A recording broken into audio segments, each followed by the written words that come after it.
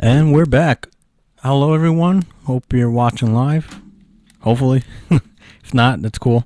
But anyways, we're on to our last topic. We're running out of time, so we'll talk about this one. As much as we can. But another transfer news. I love these transfer news. Will Philipp Lahm come to the MLS? I'd personally love for a guy like Philipp Lahm to come. Will it happen?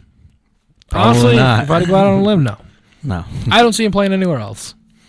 I'm playing FIFA 17, doing my career manager mode, decided to take over Dortmund. Okay. I was like, man, what would be funny if I stuck it to Bayern and bought Philipp Lahm and took their account. Yeah, they weren't doing it. They were not going to sell me Philly Lahm, and I don't even think Philip would have came, even if I offered him $1 billion. And I don't think he's going to leave Bayern. I think that's where he'll hang it up. He's already hung it up. It's almost done, Philip. Yeah, he's hung right it up about there, dude. I think was the World Cup. I mean, he didn't even play for them in the Euros, right? World Cup is where he ended it. If I'm not mistaken. I think it was the World Cup where he just called the line, drew the line right there.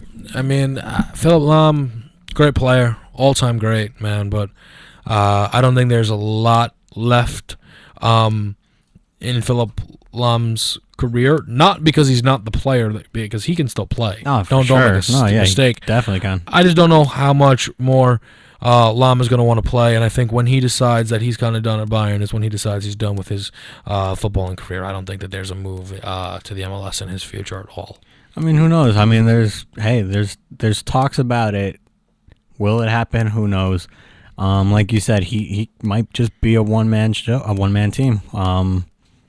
Who knows? I mean, hey, it'd be amazing if he came to the MLS. I mean, hey, look at all the other players that came to the MLS. Look at I believe it was Nesta, the former defender for AC Milan, who came and played for I think it was Montreal. I mean, hey, dude, honestly, like I always say, anything's possible. For sure. What teams he would go for? Again, probably like the big three, probably LA Galaxy, NYCFC, New York Red Bulls, maybe. Who knows? And if he does decide to come to the MLS, hopefully he'll come when all these other teams are coming in, like LAFC. I feel like Lahm maybe would be Miami. Who knows? If Miami actually goes through with it, maybe David Beckham might be an influence for it. Who knows? Because I mean, David Beckham being the legend that he is, and Philipp Lahm being the legend that he is, and will pursue. Who knows? If Miami get a good team. If Lahm came, I'm almost positive it would be NYCFC. I think he fits in with the legends aspect of the players that they've brought over in Villa Pirlo and Villa and Lampard. And Lampard. I think that he would fit into that mold as well. Also, here in New York, we have a pretty good German contingent. I think that he would be able to probably find it comfortable, and I think the transition would be a lot easier for him as well. So if I had to put my money on it and him making the move, I think it would be NYCFC. NYCFC? Yeah. I don't know. Well, I mean, hey, it's New York City. I mean, who doesn't love New York City? I love New York City. I don't necessarily like the team because I've been a diehard Red Bulls / Metro Stars fan since I started learning the game. But I mean, who knows? Ultimately, and I think no matter what side of the rivalry you're on, it's good for the game. It is good for the game. For the league, and it's important. And also, no matter what players NYCFC brings over, it still seems like the Red Bulls beat them 8-0 every time they play. So, not much to complain about. Yeah, but also, I mean, hey, like you said, NYCFC, but it could be either NYCFC or it could be LA Galaxy. I mean, look at Stevie G, who came to LA Galaxy.